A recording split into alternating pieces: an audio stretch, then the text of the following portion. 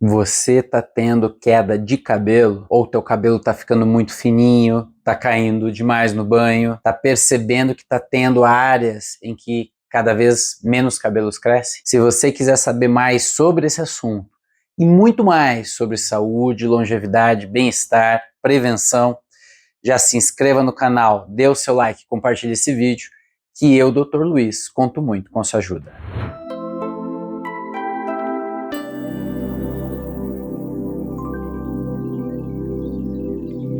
Olá, pessoal.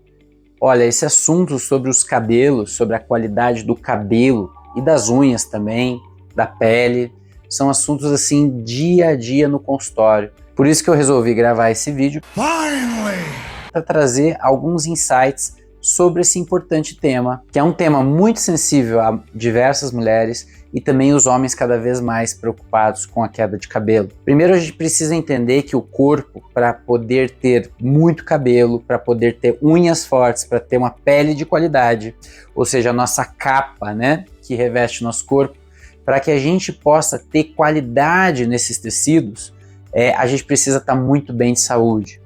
E quando a gente não está muito bem de saúde, a gente não está nutricionalmente equilibrado, hormonalmente equilibrado, a primeira parte do nosso corpo que vai apresentar sintomas é justamente cabelo, pele, unha, né? A gente vai perceber que vai ter um impacto aí. Então a primeira questão, pessoal, que é super comum dentro da clínica é assim: o paciente tem queixa de queda de cabelo, o cabelo tá fraco, tem muito chumaço de cabelo, e aí vai medir um exame, né, lá no sangue, chamado ferritina, ou vai perceber no hemograma uma alteração nas hemácias, né, que são as células vermelhas do sangue. Mas vai ver na ferritina, uma ferritina muito baixa, vamos pensar assim, um valor de ferritina aí de 20, 25. Para muitos laboratórios, o paciente vai olhar lá o valor de referência e vai achar que está normal. Mas na realidade, uma ferritina nesse nível de 20, 25, ela é muito baixa, pessoal. Então uma mulher que tiver ferritina nesse nível, ela vai ter consequentemente uma fraqueza nesse cabelo.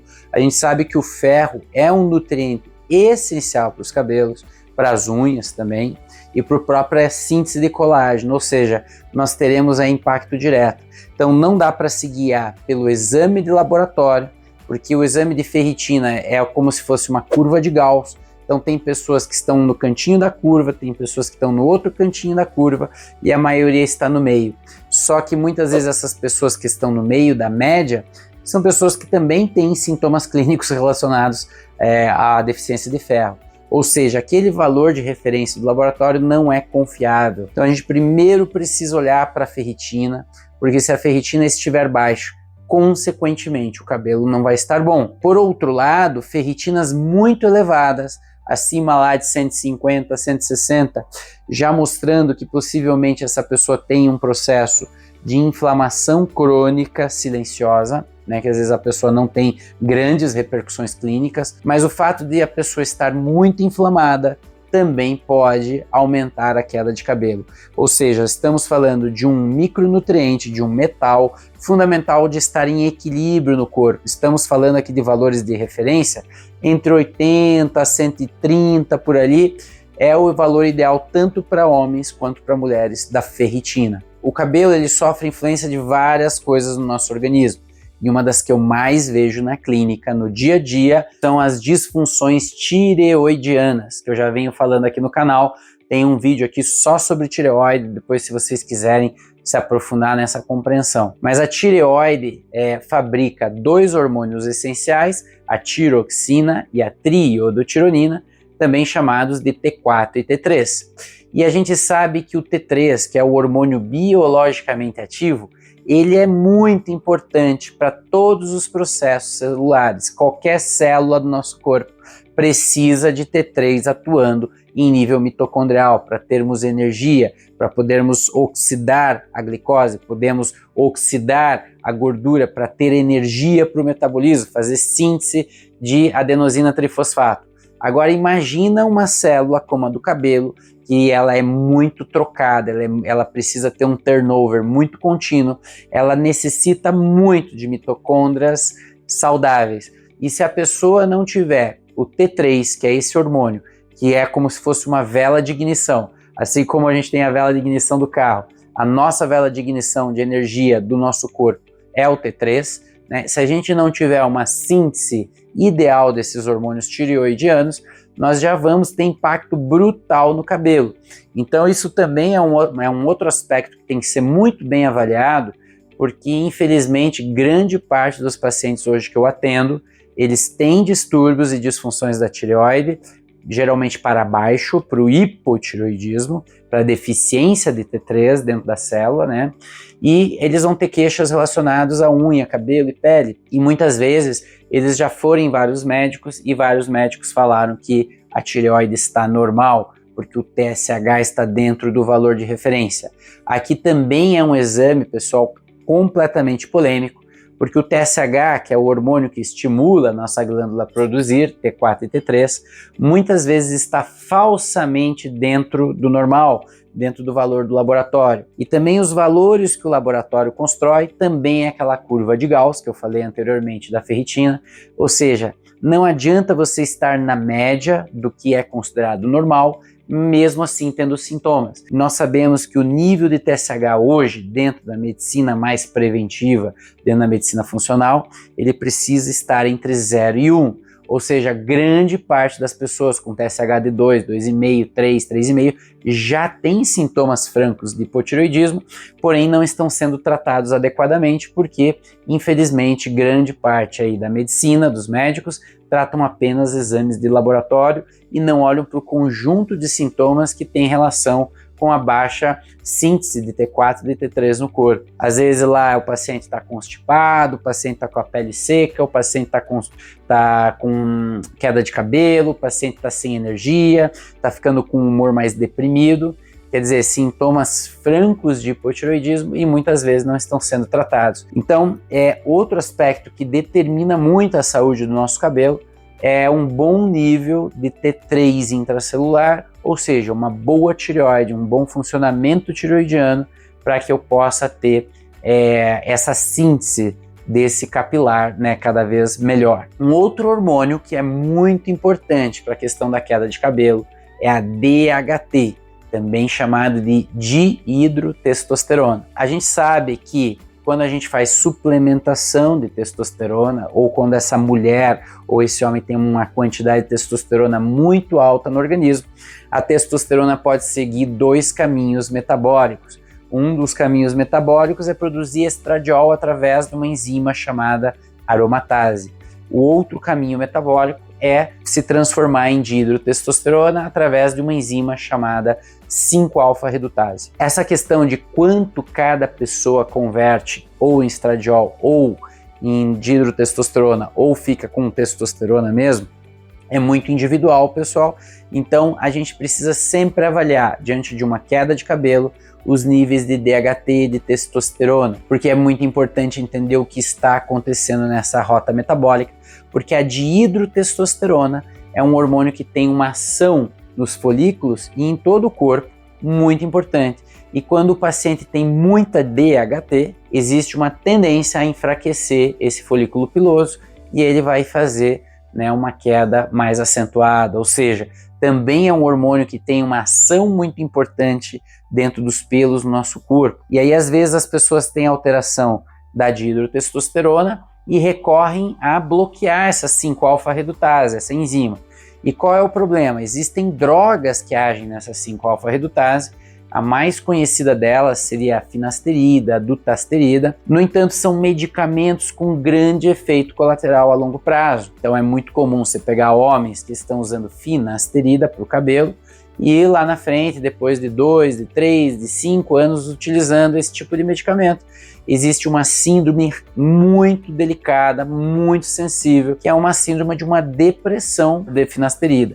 Então o cara começa a usar esse tipo de medicamento, ou a mulher, e passa a apresentar um quadro depressivo. E o pior, muitos pacientes desses que suspendem a droga, muitas vezes não têm uma retomada do seu quadro normal. Muitas vezes acabam ficando cronicamente em estado, né, de humor mais rebaixado, mais deprimido. Além de também a finasterida poder agir na diminuição da DHT, e nós sabemos que a DHT é um hormônio que dá muita energia, que dá muito gás, que dá muita libido, ou seja, você vai ter um impacto direto na sua libido devido a um medicamento que você está utilizando para evitar a queda de cabelo e que ninguém falou para você esses riscos, mas eu estou falando aqui para você nesse vídeo. Então tem que tomar muito cuidado quando você fala de usar medicamentos para bloquear certas enzimas do corpo. Quais são as consequências em utilizar esse medicamento a curto, médio e longo prazo? E no caso da finasterida, da dutasterida, existem consequências aí bastante comuns e nós precisamos tomar muito cuidado no uso desse tipo de medicamento. Isso também é utilizado em mulher, também podendo dar esse tipo de efeito colateral. E além disso, né, pessoal, os tratamentos para queda de cabelo, primeiro a gente tem que avaliar então esses nutrientes, são muito importantes, né? Eu falei aqui da ferritina, que tem que ser avaliada, dos níveis da tireoide, dos níveis de DHT, como é que está essa conversão, o nível, aquele paciente que necessita repor testosterona, precisamos cuidar, para justamente na reposição ele não ter um prejuízo. Então é muito comum às vezes utilizarmos algum bloqueador de 5-alfa-redutase sem os efeitos controversos aí da finasterida ou da dutasterida. Muitas vezes utilizamos aí a espironolactona ou aldactone, que é um medicamento diurético, mas que tem uma ação na DHT também, promovendo ali uma manutenção, uma diminuição dessa conversão em nível periférico, diminuindo essa queda de cabelo, né, ali no couro cabeludo.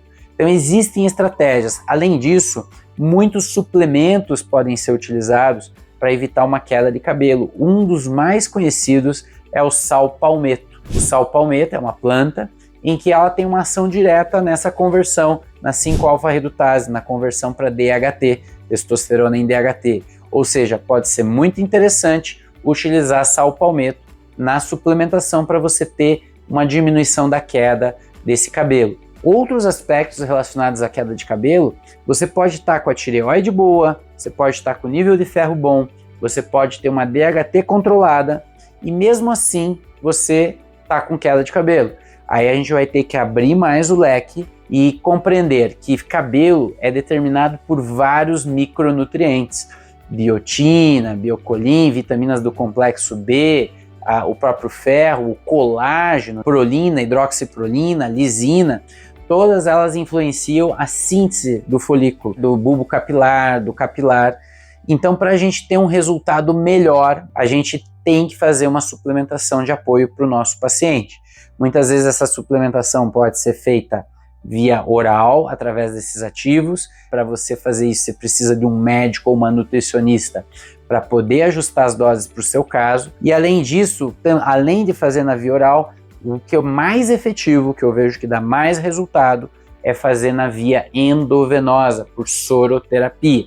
Se você não sabe o que é soroterapia, tem um outro vídeo aqui no canal que você pode entender melhor o que é essa soroterapia. Mas basicamente nós vamos colocar esses nutrientes dentro do seu sangue e você vai ter uma biodisponibilidade muitas vezes maior, melhorando muito o cabelo, melhorando muito a pele, melhorando muito as unhas. Outro aspecto geral, pessoal, que vocês têm que entender é justamente medicina preventiva. Nós precisamos controlar o estresse oxidativo, o estresse emocional, porque esses estresses acumulados dentro do nosso corpo produzem uma cascata de citocinas inflamatórias, ou seja, se tivermos todos esses marcadores muito altos, nós vamos ter um ambiente do corpo muito inflamado e aí qualquer tecido novo vai ter dificuldade de poder se estabelecer nesse terreno, porque esse terreno está muito inflamado.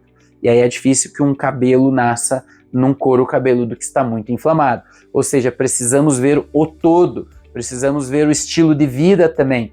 Qual é o tipo de shampoo e de condicionador que é utilizado nesse cabelo? Se você usa condicionadores e shampoos aí de mercado, você está colocando muitas vezes metais pesados no couro cabeludo.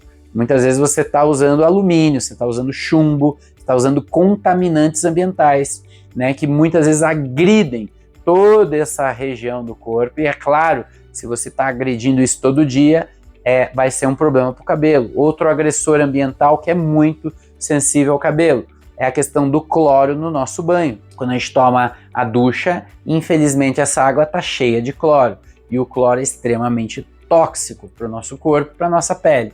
Também vai ser um fator de complicação.